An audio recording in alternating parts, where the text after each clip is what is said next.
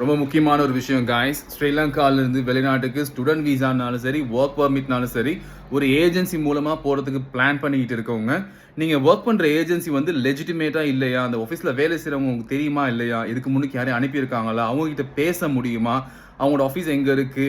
அவங்க எங்க இருக்காங்க? எல்லா டீட்டெயில்ஸையும் கலெக்ட் பண்ணிக்கிட்டு, அடுத்த பேமெண்ட் டீட்டெயில்ஸ்க்கு போறதா இல்லையான்னு டிசைட் பண்ணுங்க.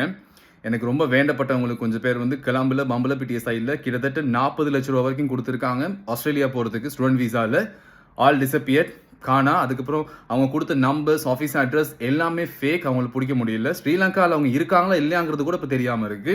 ஸோ நிறைய பேர் வந்து ரொம்ப கஷ்டப்பட்டு அந்த காசை சேர்த்து தான் கொடுப்பீங்க. மேபி இருக்க லேண்டை இல்லைன்னா நகை நட்டை விற்று எங்கேயாச்சும் கடனை வாங்கி அடுத்த ஸ்டேஜுக்கு ஏதாச்சும் பண்ணணும் அப்படிங்கிற ஒரு இன்டென்ஷனில் வந்து பண்ணுறீங்க. ஆனால் நீங்கள் வந்து சரியான ஆளோட ஒர்க் பண்ணுறீங்களா அப்படிங்கிறத ஒரு மாதிரி கரெக்டாக கன்ஃபார்ம் பண்ணிட்டு கொடுங்க. அதுக்கப்புறம் வந்து நம்ம யோசிச்சு எந்த பிரயோசனமும் இல்லை. இந்த மாதிரி நிறைய ஸ்கேம்ஸ் இப்போ ஸ்ரீலங்காவில் நடந்துகிட்டு இருக்கு. ஸோ ரொம்ப கவனமாக இருங்க. எல்லாத்துக்கும் இந்த விஷயத்தை ஸ்ப்ரெட் பண்ணுங்க.